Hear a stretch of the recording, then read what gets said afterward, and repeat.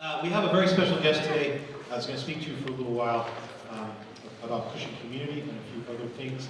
And I'm very pleased to announce to you an alumnus from the class of 1993, graduate of 1993, Mr. Nate Sahn, all the way here from Chicago.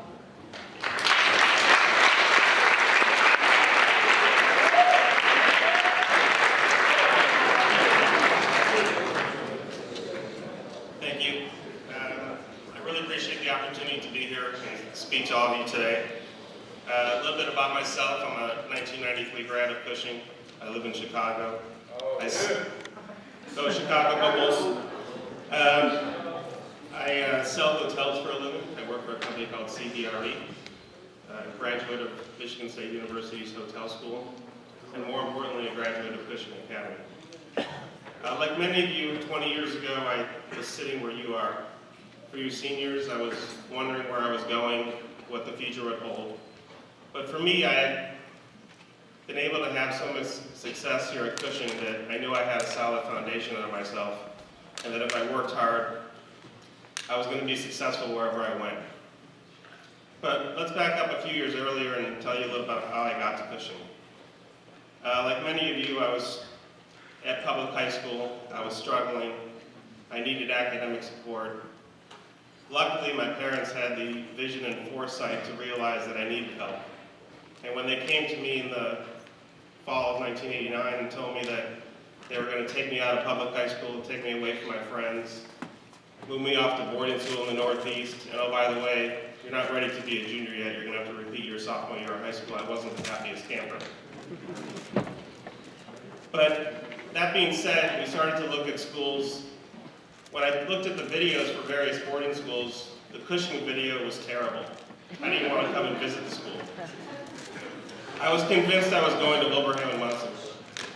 But that's why you don't ever judge a book by its cover.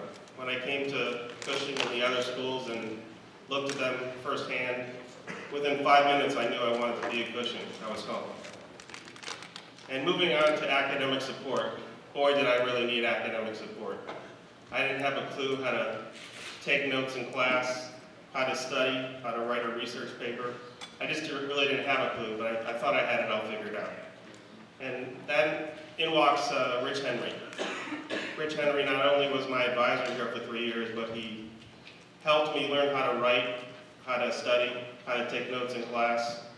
Every day for my first year of school here, I was in his office after class, reviewing everything I learned in school, learning how to take notes. I was in supervised study hall in the library every night for my entire sophomore year. But what that taught me was it gave me the skills and the foundation to be successful and to navigate my way through Cushing. And as I leaned through my junior and senior years, while Rich was there in the background helping me, I was off on my own, doing my own thing. So with that said, it's really with pride that I stand here before you today. You know, when I'm out with my friends or with colleagues, it's really interesting to see. You know, we talk a lot about life, how to enjoy it, what to do, and a lot of people look at me for inspiration. And I really never thought that I would have a lifelong successful career. But, you know, things like confidence, determination, passion, those are parts of my everyday life. And one word that really comes back to my mind every time I think about those things is Cushing. And you know, without Cushing, I wouldn't have the confidence to make decisions.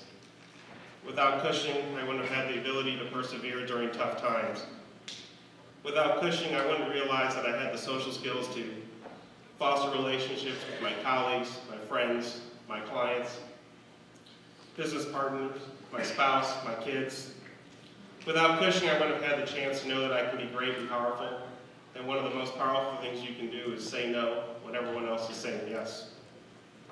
Without Cushing, I want to realize that you can work hard, and if you do work hard, you create your own luck, and good things can happen. And you can smile inside and say, I'm good, and I'm making a difference. Well, I was able to do a lot of things and know a lot of things. One of the toughest challenges for me was being something. What was I going to become? And I didn't realize until I got out of Cushing several years later that my friendships with my peers, my teachers, the camaraderie with my teammates, all the daily life experiences of Cushing, the writing skills, the study skills I learned. All those things would really enable me to make decisions with confidence when coming to a crossroads in my life.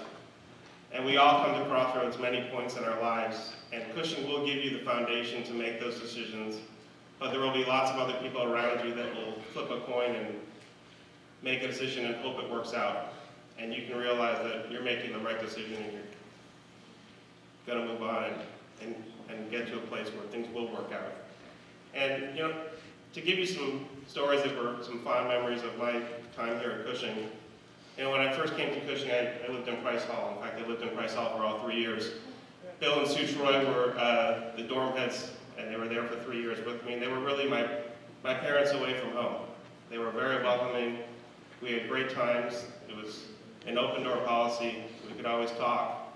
And the greatest thing about Cushing, and not just Bill and Sue, but everybody here, is that there's no barrier between the students and the faculty. Everybody's on the same page. You know, the students are here and the faculty are here. It's one cohesive group. And some of the best camaraderie I had here was running cross country with Coach Chris Adams, who no longer is here, but is coaching down at Tabor Academy now. In 1992, we had a great team here at Cushing, but it didn't start out that way. We had some bad apples on our team in the fall, and Coach kicked off 2 people off the team. And that enabled me to go from JV to varsity. I wasn't a very fast runner, but I ran. And we rallied together and we won New England's in 1992, which was a great accomplishment for us. Luckily, in cross country, as many of you know, they only score the top 5 runners. And thank God they did, because not only did I finish last on our team, but I finished last in the entire race. 124th place, but I finished. So, you know, some advice for you guys, not just for the seniors that are graduating, but for all of you that are here, is have an open mind, always network, make a good impression. I met a lot of the students yesterday and everyone made a good impression on me. And I think that's reflective on Cushing. Be patient. Leave your comfort zone. Do things out of the box. Travel. Work overseas. Do something different. Focus on where you're going and not what you don't have today. There's always going to be people around you that have more, and there's always going to be people around you that have less. Remember that success takes time. It doesn't happen overnight. And that's hard because we live in a world where everything is now. And with social media and everything and all the technology, we want everything now. But you have to remember that things take time to mature. And most importantly, you know, be secure with yourself. You know, be secure in your own skin. I think that makes a good impression on a lot of people. And a quick story of you know, within my business world, within what I do for a living that encompasses a lot of these things is really the largest transaction I have ever sold in my 15-year career of selling hotels was completed in 2008. I sold a portfolio of 22 hotels in 8 states. But let's peel back the onion a little bit and see how that happened. Let's back up 6 years. I was working in Chicago. I had friends. We decided to start a side business of running private auctions for charity funds. Well, that business didn't last much more than about 6 months, but I made a very important connection there. I connected with a good friend of mine's attorney who worked for a big law firm called Foley & Lardner in Chicago. Well, 2.5 years later, that person called me out of clear blue sky and said to me, "Nate, I have some clients. They own a few hotels. They want to get out of their investment. Can you help them?" So I met with them and made a good impression on them, passed the litmus test with them. And then we went on and I got introduced to the parent company that actually owned those hotels. And it turned out it was an 80-year-old guy out of Madison, Wisconsin, and had built 22 hotels over 25 years by hand, literally by hand.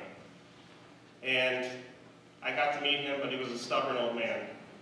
And over the course of 18 months, I made 19 trips to Madison, Wisconsin to go meet with him to get him to let me sell his portfolio. And there were a lot of times when I drove up there 3 hours each way from Chicago, and he literally saw me for 5 minutes. "I'm not ready to sell, have a nice day." But I didn't let that get me flustered or frustrated. I kept persevering, I kept being determined. And finally, in the summer of '07, he gave me the opportunity to list his portfolio, and I subsequently sold the portfolio in 2008.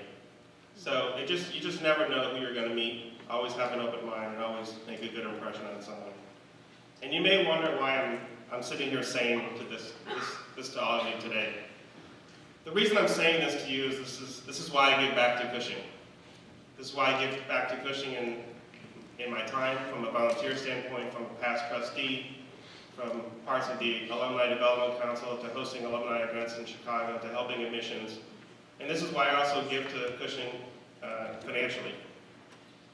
You know, you're all going to go through your life, and you're going to get solicited for your time and your money. But the biggest choice you're going to have is, who do you give it to, and what do you give it to? For me, I give to educational institutions. I give to things that made an impact on my life. I hope you feel the same. So my challenge to you guys today is really get in the habit of giving. Start with volunteering and start with $1. There's no right or wrong amount. And don't let others judge you by how much you give or how little you give. But I am going to challenge you right now. I've been a 20-year donor to Cushing.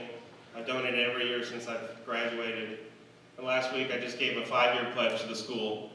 And the 5-year pledge is where I'm challenging the next 5 senior classes. So for every $1 that you guys give, starting with the senior class that's graduating in 3 weeks, I will triple your gift. And one parting thought I have for you guys today is, I hope you all experienced what I had, and that you look back at Cushing years from now, and you realize that it made a positive impact on your life, and helped you become who you are and who you will be. Thank you.